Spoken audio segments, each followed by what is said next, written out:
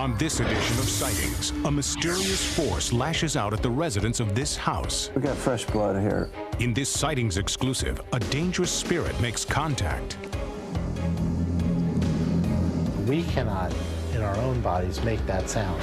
Then, secrets from the Red Empire. The Soviet military called it Height 611. A UFO crashed here, and now the evidence is analyzed. It could very well be of an extraterrestrial origin. Plus, it may not have been a hoax after all.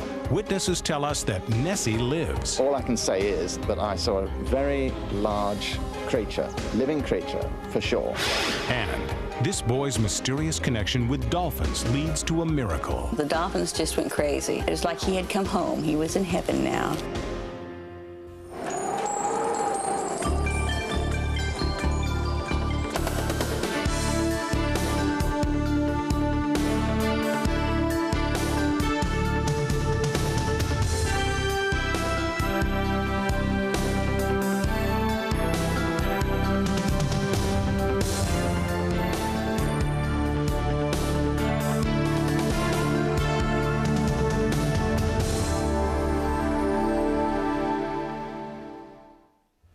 Welcome to Sightings. I'm Tim White. Since Sightings went online, your response has been staggering, and no story has generated more email than our series of reports on the Heartland Ghost. We heard from skeptics, believers, and many viewers who had good ideas about how to broaden our investigation. So good, in fact, that we decided to put them into action when we returned to the house with world-renowned parapsychologist Carrie Gaynor. For the Midwestern family who lives here, the last 2 years have been a paranormal nightmare. They've asked us not to reveal their true names, so we're using the pseudonyms Pam, Jeff, and their young son, Donnie. When Sightings first came to document the phenomena here, we were stunned to see long, bleeding welts forming on Jeff's body. He believed it was the work of a child ghost the family calls Sally. I personally want it to stop. We contacted parapsychologist Carrie Gaynor, whose groundbreaking investigations of the entity and poltergeist cases have made him an undisputed authority in the field. This is the beginning of the research, and a lot more needs to be done in order for me to really feel comfortable that this is a legitimate case. So, Sightings returned to the house on 2 subsequent occasions, and each time the pattern of bloody welts appeared on Jeff. The number one question that friends and relatives that do know of our situation ask, and I'm sure probably every one of your television viewers ask, is why do you stay here? Why don't you just get out? You know, what holds you there? Curiosity. There needs to be more data so that we can know what exactly this is, what causes it. Why do these things happen to certain people, certain places, certain times? Based on our initial findings, Carrie Gaynor joined the Sightings investigative team on our most recent trip to the Midwest. Tell me about your fear level in the beginning and how you feel now. After viewing hours of videotape shot in the field, Carrie Gaynor sat with Pam and Jeff to develop a detailed profile of the ghostly activity. We also put in place an arsenal of electronics, oscilloscopes, frequency counters, and surveillance cameras that would monitor the house continuously. Much of our equipment was concentrated in the nursery, where earlier photographic anomalies had been recorded. Another camera position was at the top of the stairs, where, on a previous visit, psychic Peter James had encountered what he felt was a frightening entity. I'm getting a lot of resistance right here at the door, meaning whatever is in the room wants me out. 2 cameras were placed in the living room area, where many people had experienced strange events. Our pictures on the wall are turned upside down. The vacuum will turn off when we're vacuuming. The TV will come back on after we've turned it off. The stereo will come back on after we've turned it off. My son's musical toys will play for no reason. We were now set to monitor any anomalous activity that might occur inside the house. We turned the family kitchen into a control center. Audio transmitters were placed around the house and separate video recorders assigned to each camera. We also set up a handheld thermal imaging system. Any unusual cold spots would turn the normally red tones of human flesh to blue. During this setup, producer Craig Armstrong had his own encounter. There it went right again, right over here. But I get like a cool right here. It's really weird. Perhaps it was a premonition of things to come, or a result of what Peter James had felt during his psychic investigation when he sensed death and despair. I do feel, as we speak, that over the years that at least 3 people died in this house. Our review of town records confirmed Peter James's psychic impressions. 3 people did, in fact, die in the house. One in 1872, another in 1900, the last in 1918. We unearthed their death records on the eve of our all-night vigil. Cary Gaynor asked that his investigation continue by low-level lamplight. All right, why don't you make a request, anything that comes to your mind. Sally, could you do this for me, please? I'd like for you to show them that you're really here. No one in the room heard a response, but our videotape recorded a chilling sound.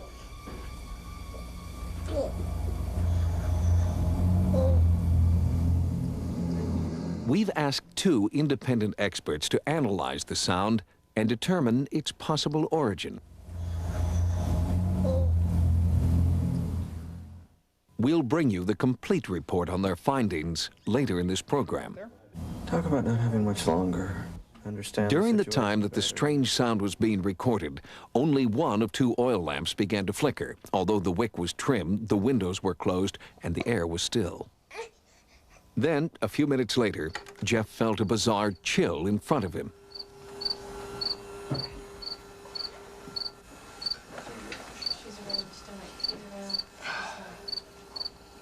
Yeah, we've got a new scratch. Yeah, we got fresh blood here. This wasn't here 2 minutes ago. It was just one of many scratches that appeared periodically throughout a night of bizarre events. When Pam walked in a specific area at the top of the stairs where many had felt a menacing presence, our frequency counter suddenly and inexplicably jumped from 399 to 575 megahertz. Earlier in the day, in the same area, one of our surveillance cameras picked up large amounts of interference, seen here in slow motion. But this camera was on a closed circuit, and it would be impossible for it to pick up electrical interference. And in the nursery, video signals seemed to drift and then disappear entirely, although there was no break in electrical power or the video cable. After a few moments, the signal returned to normal.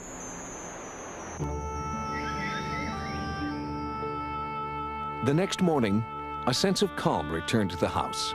But for paranormal investigator Cary Gaynor, it had been an unforgettable night filled with unexplained events. Yesterday and last evening, I spent about 14 straight hours here investigating this case. During that time, Jeff was attacked 11 separate times. There were 11 separate instances of scratch marks on his body. Some of the scratches were very thin, and some were very thick, welt-like scratches that were really quite frightening. Now, I was sitting here, he was sitting here, he was within a foot or 2 of me, and I had him under my supervision at all times. If he got up and walked away, when he came back, I asked him to take off his shirt so that I could examine what marks were there to make sure there was no trickery involved. During the last 20 years, I've investigated about 850 cases, and during that time, I have never come across anything like this. I think we've got something very interesting and very exciting here, and really potentially dangerous. Coming up, is this the sound of a dangerous entity communicating? I've never heard anything quite like it. Our startling discovery is analyzed next.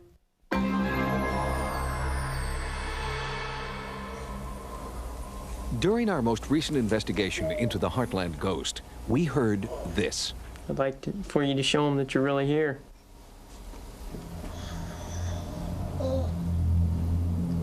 That anomalous low-level noise wasn't heard in the field by producer Craig Armstrong or any other member of our crew, but back in our Sightings offices in the midst of an edit session, Armstrong and editor Mark Quinn Anderson heard the ghostly sounds that seemed to come in response to Jeff's plea.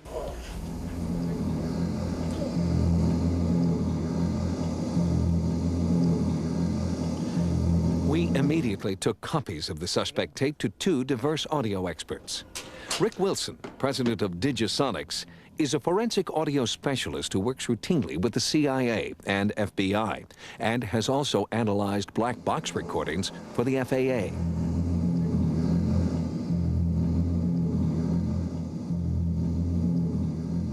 We looked for a lot of the characteristics that would immediately identify it as a definitely mechanical sound, as a definitely electronic sound, and those were ruled out.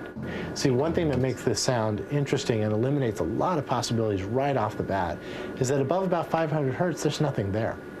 There's nothing in this sound. There's a lot of background noise, but that's constant before and after the sound. But when this sound comes in, it's all low frequency, and that's it. And we cannot, in our own bodies, make that sound. If the sound is not natural, could it be supernatural? For an answer, we turn to electronic voice phenomena authority Sarah Estep.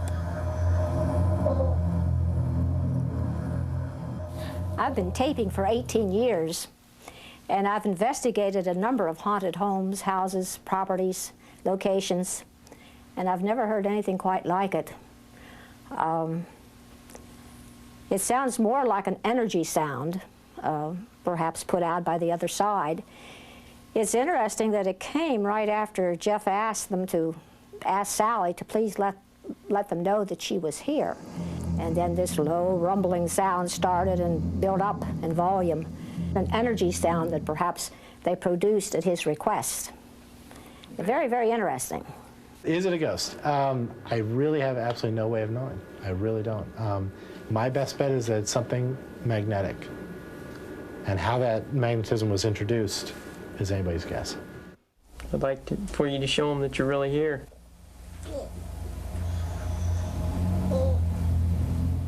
Many people have asked, why doesn't the family simply move out? And in fact, they will be moving as soon as possible. Sightings will continue to keep in touch with the family to see if the haunting activity follows them, or if it remains in the house. Next, is it all a lie? A new high-tech investigation, and terrified eyewitnesses tell us that Nessie lives. I was shocked, rigid, totally shocked. Drumnadrochit on the shores of Loch Ness is the town a monster built. Since the 1930s, thousands of biologists, zoologists, and tourists have flocked to the Scottish Highlands in search of Nessie, the Loch Ness monster. But recent revelations about hoaxed photographs and phony reports are putting a serious dent in monster mania.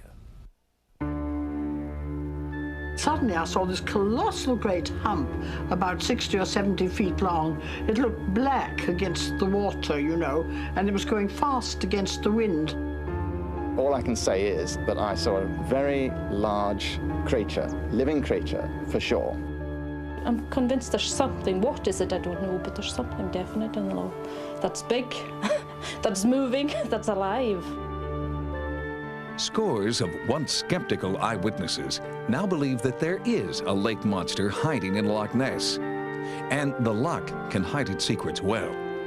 900 feet deep, 23 miles long, and 1 mile wide, it's been estimated that there is enough water in this lake to submerge the entire population of the Earth, all 5 billion of us, 3 times over. That's certainly enough water to hide a small population of unknown aquatic predators. The thing turned and came streaking across straight towards me. I was looking from here across the castle, and it came straight towards me very fast from the far side of the loch, but there was no head and neck showing then. There was just this great hump. The hysteria over the Loch Ness monster really took off in the 1930s, when a spate of photographs and films captured the world's imagination. Here is the most unusual film of recent years, for it proves the existence of a monster in Loch Ness. Taken in 1934, this is the world's most famous photograph of Nessie. Called the surgeon's photo, it has colored our perception of what the monster looks like for more than 60 years. But a recent in-depth investigation by Alistair Boyd has turned up compelling evidence that this photo is a fake. People have pinned their faith on that photograph. They believe in Nessie because of that photograph, which is a very dangerous thing to do, because all that is a little image on a piece of paper or on a negative, and at the end of the day, that is all it is, and in fact, it's a model built on a Clockwork toy submarine. There isn't any doubt about that. The 1-foot-high monster was made of plastic wood and set atop a toy submarine. But one hoax does not explain away hundreds of other credible sightings. Even after many crop circles were exposed as fakes, there remains extensive documentation that not every one of them is man-made. It's the same at Loch Ness. Some things just cannot be explained away. Naturalist Adrian Shine has been studying the loch for the last 20 years. The 1980s were really the time for sonar. The classic photographs had already been dismissed. The underwater pictures were controversial. Sonar was the one area in which it seemed that you could get reproducible, unusual results. And we believe that sonar has revealed some unusual objects in the water column, but the argument is about what they are. A submarine is the newest addition to the Loch Ness research effort.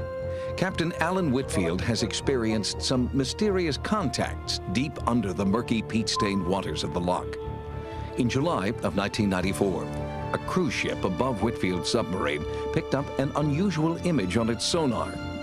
It appeared to be a very large object moving deliberately through the water, shadowing the submarine. Two targets came up on the screen. One, obviously the submarine, hard target at a depth of about 450 feet. The second target was quite large, according to the captain, possibly as big as a submarine.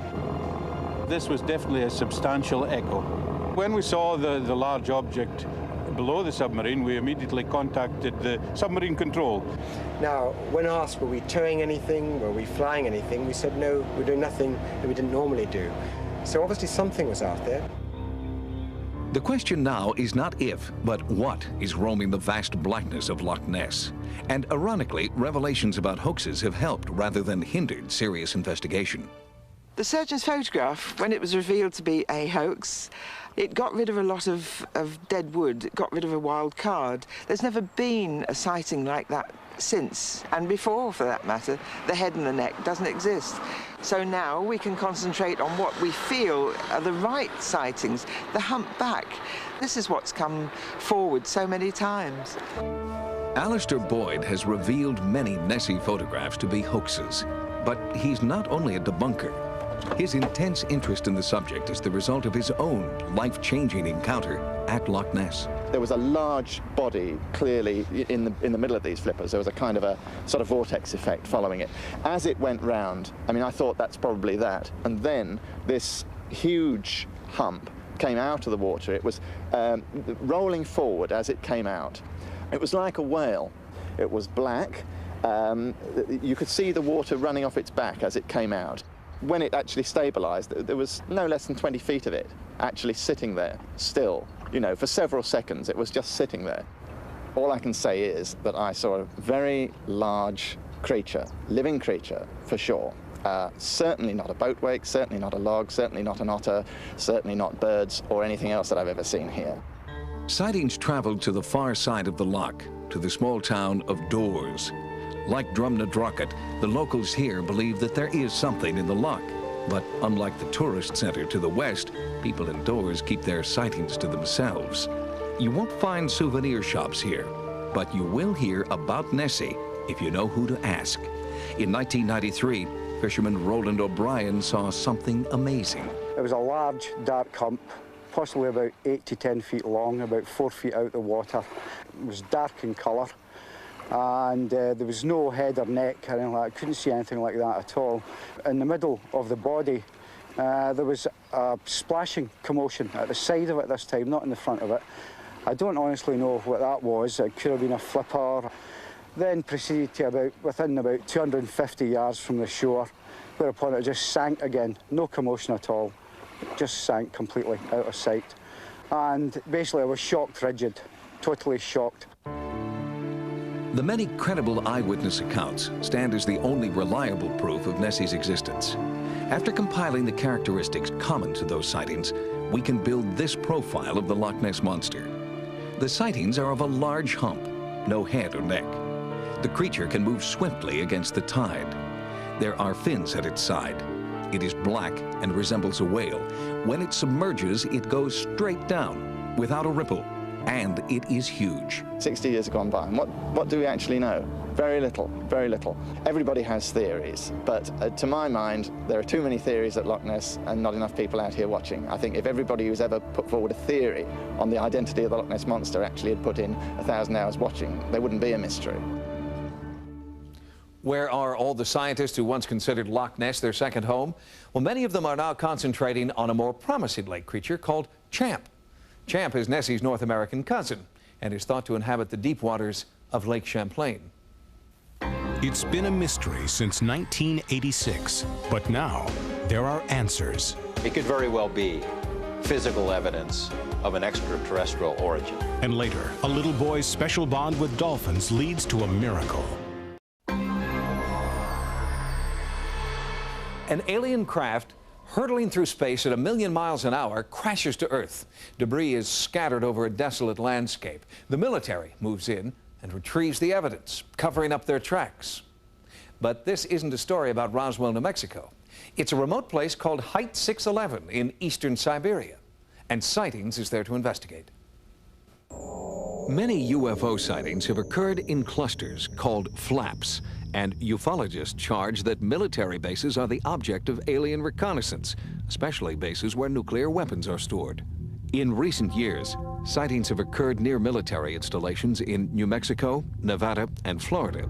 The U.S. military base in Bentwaters, England, a nuclear repository for NATO, was the site of a series of UFO sightings and power outages over several days in late December 1980. We are now learning these encounters are not limited to the West. A series of sightings over the Siberian cities of Vladivostok and Dolnogorsk have some convinced that extraterrestrial spies are surreptitiously observing military installations in the former Soviet Union. Vladivostok is home to the Russian fleet, including nuclear-powered submarines. It is a place where UFOs are sighted very frequently and where similar phenomena occur. Alexander Rempel is president of the Vladivostok Association of Ufologists. An engineer and former military officer, Rempel has amassed a catalog of local sightings. This is a panoramic view of Vladivostok. In broad daylight, people suddenly saw a bright flash up in the sky, and this glowing sphere rose up. One passerby had a camera and shot this object. This photograph of what appears to be a strange three-toed footprint was shot near a Vladivostok military installation.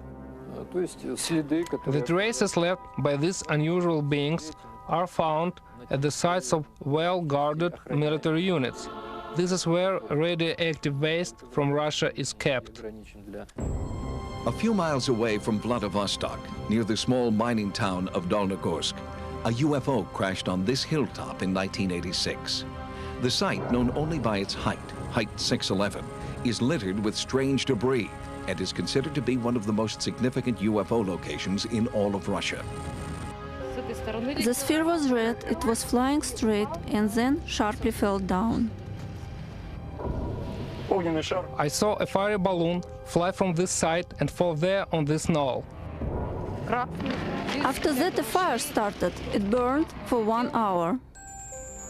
The first person to reach the scene was biologist and Academy of Sciences Meteorite Commission member Valery Duzhilny. Something was burning. This could have been a meteorite, but meteorites do not cause fires. When I climbed up to this place, the snow was deep. There I saw a place which left a great impression on me. There was no snow, it just evaporated. I saw the remains of a burnt tree and the remains of metallic spheres. Samples of charred metal gathered at the site attracted nationwide attention. Analysis was done by Russia's most prestigious academies. Whatever remained at the site itself had such unusual properties. Paul Stonehill, head of the Russian Ufology Research Center headquartered in the United States, has examined many of the samples from Height 611. The mesh itself had something very strange, very unusual. Tiny filaments. And inside those filaments, quartz filaments, one could find yet other filaments or nettings, gold nettings, 7 microns thick. I mean, a human hair is 56 microns. Now, we have no technology to insert gold filaments of that size into quartz filaments. What they could be used for remains an enigma. It's an enigma that continues to draw serious attention from Russia's top scientific researchers. Their Academy of Sciences has had an ongoing public study of UFOs since the 1970s. George Knapp is an investigative journalist. He is frustrated by the seeming lack of interest in UFOs by American academics. Here, the people like Carl Sagan say, you can't study UFOs, there's nothing to study, there's no physical evidence. Well, that's baloney, and the Russians are proving that. Their Academy of Sciences, the most respected scientific organization in that nation, has been studying it for decades. They do what scientists are supposed to do. They take samples, they conduct experiments, they dig in the soil, they check for radiation, and they've come up with some fairly amazing results. In the case of samples collected by scientists at Height 611, the results are startling. It could very well be physical evidence of an extraterrestrial origin. That was the conclusion of the initial scientific team that went to the site. There were strange alloys in there that couldn't be readily identified, rare earth metals in combinations that have never been seen of a natural origin. Here we can see the results of our tests. The sample contains elements such as lanthanum, nickel, and some others. But most importantly, it contains the elements promethium. The element promethium is artificial. It cannot be found on the Earth. Human subject testing also took place. In a controlled study, physicians and medical researchers examined those who had worked at Height 611 in the days following the UFO incident. Samples of blood, blood pressure and pulse were taken. For the group that went to the top of Height 611, the number of red blood cells, the differential blood count was altered, and the amount of elements in the blood rose. In the meantime, the control group's blood tests stayed normal.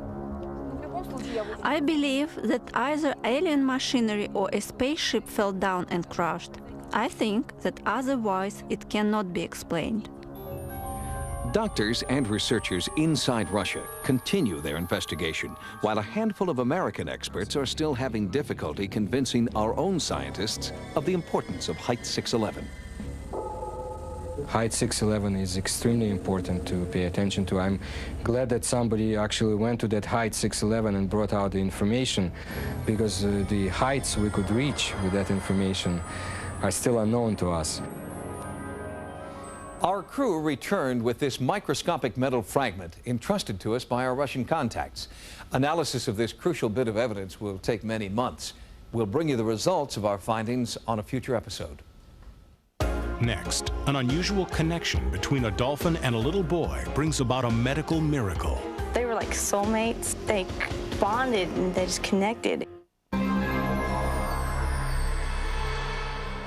As recently as 20 years ago, children with Down syndrome were considered hopeless cases. Doctors routinely recommended that the children be placed in institutions so their parents could get on with their lives. Today, parents of Down syndrome children are getting on with their lives by keeping their children at home and exploring alternative therapies. In one unique program, they're getting astonishing results. They are an unlikely breed of therapist. Dolphins who swim freely yet seek out the company of humans, especially humans in need. No one knows why a unique bond exists between people and these aquatic mammals, but it's there, and its effect is measurable. I think the reason that dolphins are interested in human beings is because they're very intelligent, and there's a real sensitivity that they seem to have. Dr. David Nathanson is a psychologist who has found that dolphin-assisted therapy is a powerful tool for teaching neurologically impaired children. About 15 years ago, I was very interested in taking a look at doing some research with animals and children, because I've worked with disabled kids for about 30 years. And there are three things that they seem to be most interested in: animals, music, and water. Animal-assisted therapy, generally, if it's done properly by experienced people with gentle animals, is very effective. But dolphins are especially helpful because the additional dimension of being in warm water and the fact that the dolphins are so intelligent and sensitive makes it almost kind of the optimum environment for healing. Kathy Anderson already had two children, Mia and Andrea, when her son, Dean Paul, was born. When Dean Paul was first born, the feelings were very mixed. I knew immediately as soon as I held him that he had Down syndrome. It was kind of a scary feeling, but then I also knew that somehow, some way, everything was really going to be all right. He wasn't like a normal baby. He cried, but he didn't, that's about it. He didn't make any noise, just kind of laid there. He was more like a doll than anything else. Down syndrome is a congenital disorder in which there is an extra chromosome present in each cell of the body. The condition causes toxins to build up between the brain and the skull. As a result, the brain cannot grow to full size. Most kids with Down syndrome are in the moderate range of mental retardation. Some are in the mild range, some are in the severe range. When Dean Paul was first born, the doctors said that he would be a vegetable, and that was the word they used.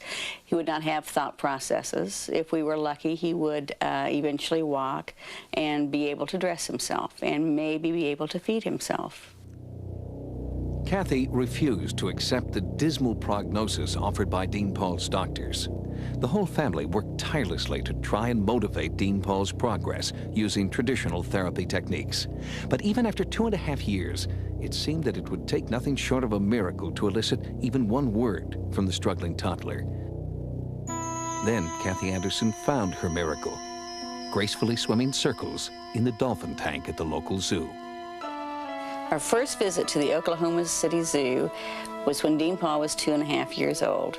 We went to the zoo because they had just opened their Aquatica show, and since I love dolphins, I was going to go see it, and he was going with us. We got into the dolphin show, and he sat up straight, his eyes flew open, and his mouth just gaped, and he didn't take his eyes off the dolphins. I was amazed. He had never paid that much attention to anything and for that long a period of time. He went up after the show when they were feeding the dolphins, and there was a lot of other little kids there, but he just stood and just stared at the dolphins, and they came right to him. They didn't go to their food, or they wanted to play with Dean Paul, and they were talking to him and splashing him, and I remember the smiling gone on his face.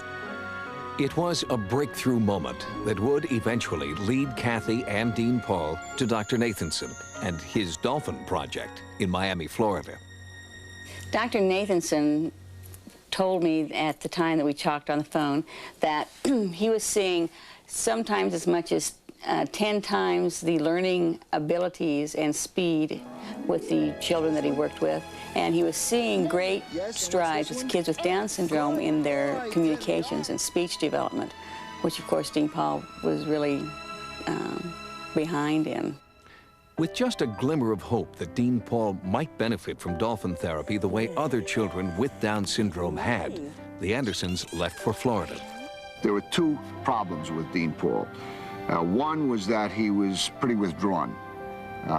And the second is that his language was severely delayed. In Dean Paul's case, he loved the water, and he loved working with the dolphins. I wouldn't let Dean Paul interact the way he wanted to unless he tried much harder. So he was highly motivated, he paid attention beautifully, and as a result, his language started to improve, his confidence started to improve, and he got to go in the water a lot more. And this was very important to him. The first time Dean Paul had therapy, the dolphins just went crazy. They just were jumping and screeching and yelling at him. It was like he had come home. He was in heaven now. What was it about Dean Paul that drew the dolphins to him and allowed him to utter his very first sounds? Within less than 20 minutes, he was working with the dolphins and just having a great time at it. He became immediately more verbal. Just vocalizations of any sound were welcome. I knew he had the capability of sound. Now he was using it, and he was using it for communication. In the months that followed, Dean Paul literally came alive. The dolphins were succeeding where science had largely failed. The little boy who couldn't talk or run or swim disappeared, and the real Dean Paul was emerging. Showed him picture boards, and then he was to make an attempt to identify the picture. If he identified it correctly, then he could give a signal to the dolphins or have a swim. He progressed so rapidly that soon he was in the water doing his picture boards from the water, and would do 5 to 10 of them before he had to have his reward. In general, I think animals can sometimes reach people when people can't reach them. And that kind of unconditional love and interest in the child is a remark. You know, don't forget, if you're a child with a disability, let's say Down syndrome, and you're walking in the supermarket, some people are friendly, some people are not friendly, just on the basis of how you look. That doesn't matter to the dolphins. But the bond between Dean Paul and the dolphins transcended unconditional love. It went even deeper than that, especially with one dolphin named Bee. The experience that Dean Paul had with Bee was incredible to me. They bonded immediately. It got to the point that he couldn't even do therapy with her because she would just take him away and take him out to the middle of the pool and just stay there. Dean Paul's relationship with Bee was almost maternal. They bonded and they just connected. They were like soulmates. Bee then became very ill after we'd moved to Miami. And she would only come up to the front of the pool when Dean Paul was there. Then one day, she didn't come up to the front of the pool. 2 nights later, Kathy was awakened in the middle of the night. Dean Paul had been sound asleep. He sat straight up in bed and said, "Oh, my Bee," and climbed out of his bed and raced to the front door calling for Bee. Just, "Oh, Bee, Bee." After I took him to school the next morning, I got a phone call that Bee had died in the night. And knew then that she had died at that time. While children like Dean Paul are considered disabled, they also seem to have a singular ability to understand and communicate with these silent, gentle sea creatures. Dean Paul attended dolphin-assisted therapy weekly for 3 years, and as a result, he now has near normal skills in cognitive and neuromotor areas. I feel that Dean Paul has progressed past the normal mold that we've put kids with Down syndrome in. If you see him out on the playground, you can't tell Dean Paul from any of the other kids. But a natural disaster brought Dean Paul's therapy to an abrupt end when Hurricane Andrew forced the Andersons to move back to Enid, Oklahoma. Dean Paul hasn't been with dolphins for almost 2 years now, and he cries for them often. The realities of life have severed the loving bond that Dean Paul once shared with his dolphin therapists. The dolphin's unique role in his learning experience has no human counterpart and simply can't be replaced. When we return, Dean Paul will once again swim with the dolphins for the first time in almost 2 years. When Sightings returns, doctors begin to understand the mysterious connection between Dean Paul and the dolphins that transformed his life. Sightings wanted to know if Dean Paul Anderson's amazing success could be documented scientifically. To that end, we brought together the Andersons and the Aquathought Foundation. That's a research organization which studies the effects of dolphin interaction on humans. We sponsored the trip for scientific reasons, but the rewards came straight from the heart. The remarkable progress of Dean Paul Anderson has been studied and analyzed by psychologists and physicians around the world. But unfortunate circumstances have prevented Dean Paul from having any dolphin contact for over 2 years. He surrounded himself with his dolphin pictures early on, but then took them all down. And I said, "Why have you taken your pictures down?" He said, "I just miss them too much." Sightings arranged for the Andersons to visit a facility in Cancun, Mexico called Scarret. The dolphins at Scarret are not involved in dolphin-assisted therapy, but do interact with humans on a regular basis. Our goal was to try to document any measurable effects when these new, unfamiliar dolphins met Dean Paul. What we're trying to find is some sort of explanation of why there's a perceived healing phenomena by the humans after interacting with dolphins. David Warner is a neuroscientist at Loma Linda University Medical Center and a researcher with the Aquathought Foundation, a non-profit organization which studies the as-yet unexplained link between dolphins, healing, and their beneficial effects on the human brain. I would say that Dean Paul's interaction with the dolphins has profoundly altered his course. My personal opinion is that there are several factors involved here. One is just the pure stimulation of being in the water with a large, intelligent mammal. To document Dean Paul's encounter with the dolphins in Cancun, Aquathought researcher and computer specialist David Cole accompanied our Sightings team to Mexico. I'll ask you to do a couple of things for me, okay? We take electroencephalographic information from 16 points on the scalp, and then it's visualized using the Mindset product. And our visualization takes the electrical information and relates it back to a picture of Dean Paul's brain. Before he even sees the dolphins, a detailed recording is made of Dean Paul's brain waves. This information will later be compared to recordings made after his dolphin swim. It's an attempt to quantify what everyone on our team experienced emotionally when Dean Paul began his swim. Why do I think these are Dr. Dolphins?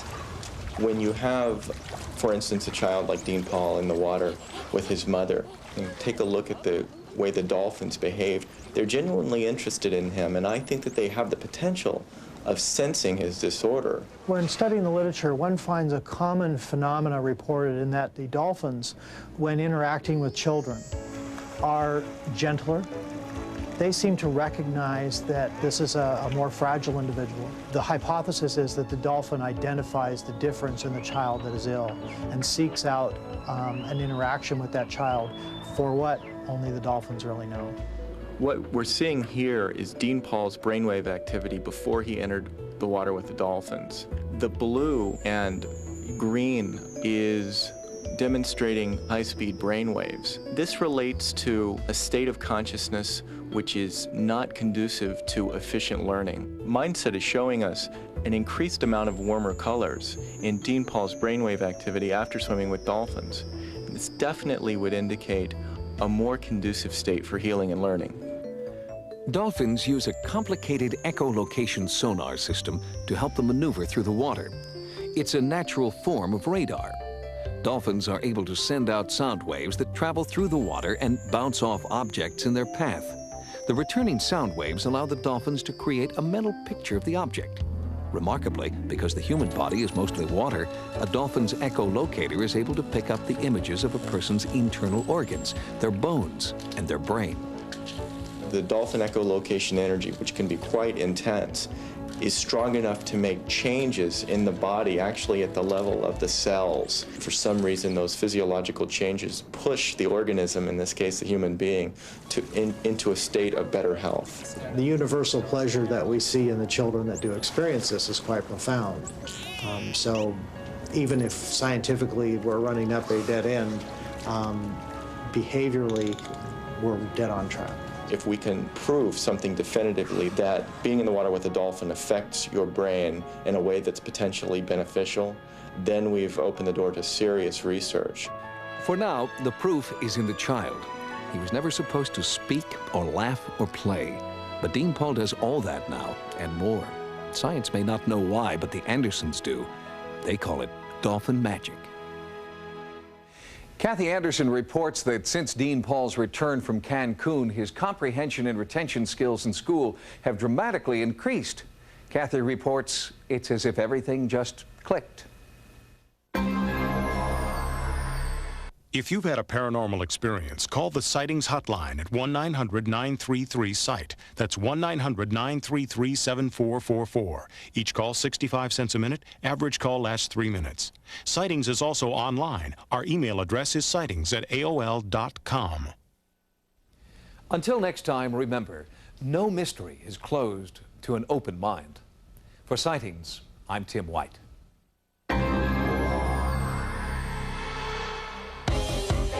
Next on Sci-Fi, The Sentinel.